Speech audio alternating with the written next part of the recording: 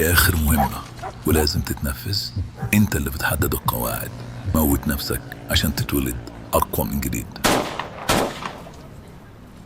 الاعلان اللي فات ده ما تصرفش عليه جنيه واحد برودكشن، كله باستخدام الاي اي وبالكمبيوتر ده. لو لسه ما تعرفنيش، انا علي بنبوزيا، اي اي سبيشاليست وارت دايركت، ودي الشانل بتاعتي اللي هاخدك فيها من الصفر لحد ما تبقى بروفيشنال في صناعه الاعلانات والاي اي. هنبدا نفتح السبيسز بتاعت ماجنيفيك. اول حاجه عندنا دلوقتي ان احنا محتاجين ان احنا نعمل شيت موديل للكاركتر بتاعنا، فنبدا ان احنا نرفع الصور بتاعت الكاركتر بتاعنا. يفضل ان هم يكونوا 3 صور زي دول ويكون فيهم وشك باين، ويبدا كمان ان انت جسمك كله يكون باين بنفس الوضعيه اللي انت شايفها دي، وكذا صوره تكون احسن يعني، لان احنا هنعمل الشيت موديل من ال3 صور دول ان شاء الله. فهنبدا ان احنا نجيب علامه الايمج اللي هنا.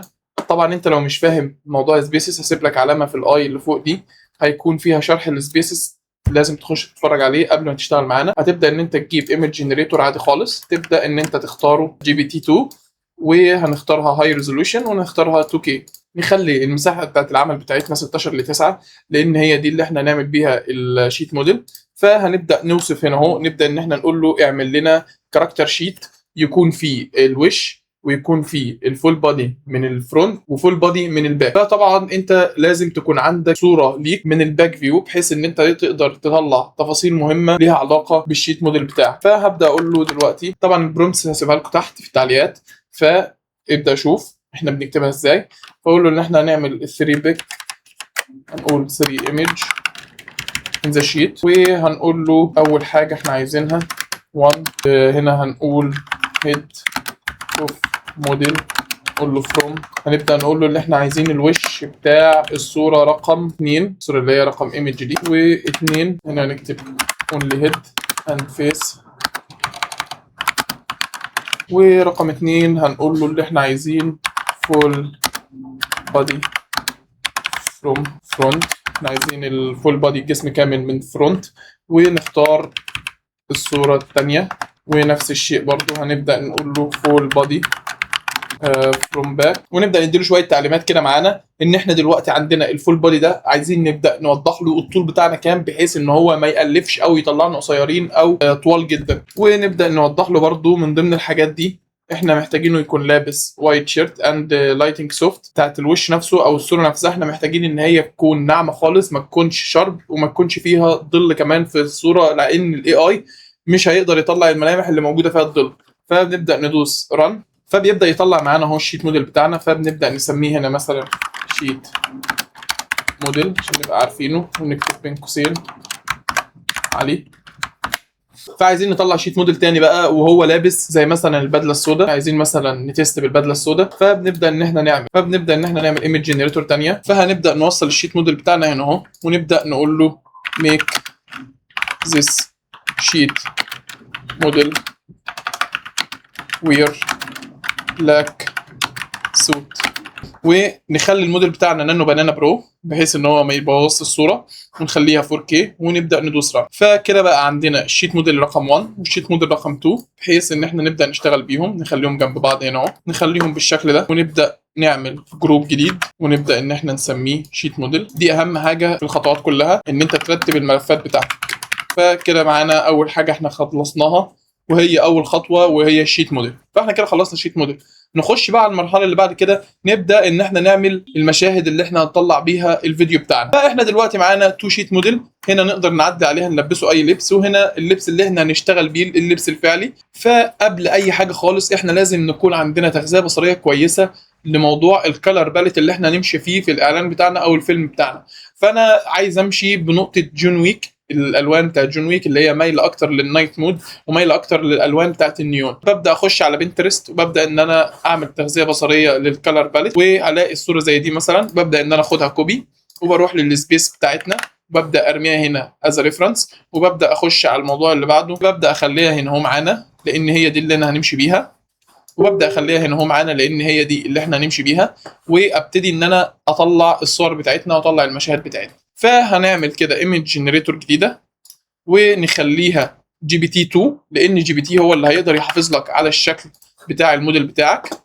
وهنعمل الشيت موديل بتاعنا هنا اهو، هنربطها من الاوتبوت في الانبوت بتاعتنا الجديده، ونبدا ان احنا نخليها 2K وهاي ريزوليوشن، ونبدا نكتب البرومتس ونقول له بالوصف بالتحديد اللي احنا عايزينه. احنا مثلا عايزين الشخص بتاعنا يكون ماسك مسدس، والمسدس يكون متوجه على الكاميرا بحيث اكنه هيقتل حد، وتكون له انجل شويه من تحت الكاميرا تكون له انجل. وكمان محتاجين الالوان اللي احنا قلنا عليها اللي احنا هناخدها من الالوان اللي موجوده فوق دي. فكل ده انت ممكن ان انت تكتبه بايدك، ولو ما قدرتش ان انت تكتبه بايدك ممكن ان انت تعمل خطوه ثانيه هشرحها لك برضو دلوقتي، ولكن خلينا نكتب البرومت كده بايدي ونشوف النتيجه اللي هتطلع معايا. فابتديت ان انا اكتب له ان انا محتاج مشهد سينماتيك ويكون له انجل فروم انسايد اذر كار اللي هو جوه العربيه نفسها، وكمان الكاركتر بتاعنا بيكون ماسك السلاح، والسلاح ده بيكون متوجه على الكاميرا لينس بحيث ان هو اكنه هيضرب. فنخلي الصوره 16:9، ندوس رن.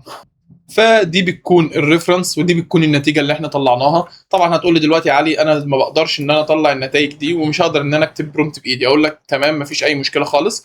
هتبدا ان انت تسحب الشيت موديل بتاعك هنا اهو، وتبدا تعمل لها اسيستنت، وتبدا تخلي كمان السينماتيك لايت اللي موجود هنا اهو ده تحطها هنا از ريفرنس برضو، وتبدا ان انت توصف له المشهد بكل التفاصيل اللي انت محتاجها. بنبدا نخليه بدل جي بي تي دي بنختار جيميناي فلاش. طبعا انت لو مش فاهم ايه فايده الاسيستنت بكل بساطه هي ال ام اللي انت بتشتغل عليها بره، بس هي موجوده هنا في ماجنيفيك. فبمنتهى البساطه هيبدا ان هو يطلع لك برومبت وتبدا ان انت تشتغل بيه من غير ما تكتب اي حاجه بايدك خالص. اهو بالمنظر ده ابتدى ان هو يفهم. فبنبدا نعمل ايمج جنريتور جديده وبنخليها جنبها هنا، وبنخليها جي بي تي 2 لان احنا اتفقنا ان جي بي تي 2 هي اللي بتحافظ على الملامح بتاع التفاصيل بتاعت وشك. فبنبدا نخليها تكست بالمنظر ده. ابتدى ان هو تلقائي يوصل لي الشيت موديل بتاعي وكمان الريفرنس عشان هو خلاص فهم اللي بيطلع.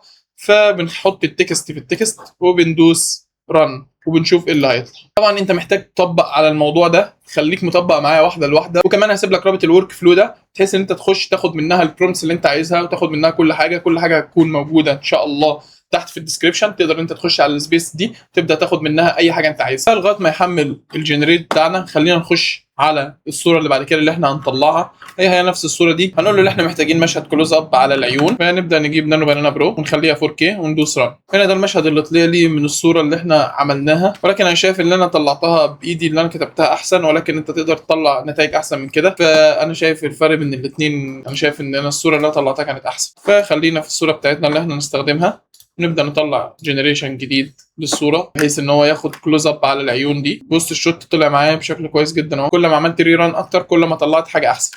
انا دلوقتي محتاج مشهد يكون العربيه دي مثلا من افلام جون ويك، انا محتاج اعرف اسم العربيه ايه، ولكن انا هنا مش هستخدم بقى جي بي تي 2، انا هبدا استخدم حاجه جديده اسمها سينماتيك. سينماتيك دي باختصار شديد هي ان انت بتقدر تتحكم في كل حاجه ليها علاقه بالصوره بتاعتك، سواء الكاميرا سواء اللينس سواء فتحه العدسه نفسها، بتختار البعد البؤري كمان، فبيبقى ليك تحكمات كتير على الموضوع ده. ولكن دي فايدتها ان هي تقدر تطلع بيها صور كويسه بس مش للاشخاص. لو انت ليك شخصيه محدده ما تقدرش ان انت تستخدمها. لو انتوا عايزين نعمل لكم شرح كامل لموضوع السينماتيك ده اكتبوا لي تحت في الكومنتات. طبعا هنا اللي هيفهم اكتر الموضوع ده هم الفيديوجرافر. فابدا ان انا اختار كلين سينما برو لان انا شايف ان الصوره بتاعتنا في كلين سينما برو انا عايز اطلع حاجه هاي ريزولوشن، فاختار كلين سينما برو واختار معاها الانامورفيك لان الانامورفيك هتبقى كويسه جدا معايا بحيث ان هي تطلع لي الاضاءات واللينس فلير اللي فيها بيكون كويس. ابدا اختار اللينس اللي انا شايفه مريح بالنسبه لي. ممكن اختار لينس 35 كويس بحيث ان انا ابين العربيه ما تكونش بعيده قوي عن الخلفيه، انا محتاج ان العربيه تكون قريبه من الباك جراوند بتاعتي. واختار اللينس مثلا اف 5.6 لان 5.6 دي هتعبي لي اضاءه كويسه وهتديني سنه بلور شويه في الباك جراوند بتاعتي، فهتليق جدا مع البرومت اللي انا هكتبه. وكمان هتديني سنه في البلور دي وتديني كمان معاها البوكيه اللي هو بتاع الاضاءات دي، فانا محتاجها مع الانامورفيك هتكون حلوه جدا. فتحه العدسه كل لما انت زودت اتفتحت اكتر فده بيلم ضوء اكتر، كل لما اتقفلت فده بيدي اكتر حده في الصوره وما تكونش فيها بلور. فاحنا هنا قفلناها شويه بحيث ان هي تقفل معانا وبحيث ان هي تفصل الخلفيه سنه وتكون برضو في نفس التوقيت الصورتين فاتحين على بعض. ابدا اكتب هنا هون ان انا محتاج مثلا وايد شوت فروم، او مثلا نكتب فور كار واكتب هنا اسم العربيه. اول لما اجيبها اجيب اسم العربيه كده واكتبها هنا بين قوسين، وابدا اقول له كمان يكون مكتوب عليها هيكسفيل بنيون. فخلينا اكتب البرومبت وارجع لكم. اوف بلاك، وبعد كده كتبت اسم العربيه، وكمان قلنا اللي احنا محتاجين التنتد جلاس بتاعتها فرونت اوف ستور. الستور ده اللي هو اللي احنا قلنا عليه اللي في الباك جراوند هيكون ان هو مقفول، وكمان هيكون فيه نيون وريد ساين اللي هو اليافطه بتاعته نفسها تكون نيون وباللون الاحمر. ممكن ان احنا نخليها باللون الاحمر كويس قوي. وهنقول ان الجو هيكون بالليل والالوان دي متماشيه مع بعض. ونبدا نكتب هنا الامضه هتكون هيكس فيلد، ونخلي هنا في نيجاتيف سبيس لان انا محتاج مساحه كبيره قوي للعربيه بحيث ان هي تبقى التركيز كله، ونخليها 4K ونبدا ندوس رن. فده المشهد اللي انا طلعته بالصوره اللي انا عايزها، نيجاتيف سبيس للعربيه بتاعتنا اهي، وكمان الكل اللي انا بقول لكم عليه في الانامورفيك فدي كويسه جدا. وكمان الخلفيه مفصوله بشكل كويس. مساحه العدسه دي كانت مناسبه جدا، لكن خليني كده اجرب كذا شوت اكتر واشوف كذا عربيه ممكن تليق مع الموضوع ده. خلينا نطلع كذا شوت. دي كويسه جدا، ولكن انا حاسس ان انا مايل اكتر للصوره الاولانيه دي، فخلينا نشتغل بيها احسن. فدلوقتي نيجي لنقطه مهمه جدا، وهي ان انا ابدا ارتب الصور بتاعتي او المشاهد بتاعتي. وهنقول ده المشهد الاولاني، بعد كده نخلي ده المشهد الثاني. ده خلاص قلنا ان هو مش هنستخدمه، خليني اعمل لكم عليه مثلا علامة اكس ايموجي كمان على اللي بعدها. يعني دي الشوتات دي ملهاش لازمة، ولكن انا هخليها برضو موجودة.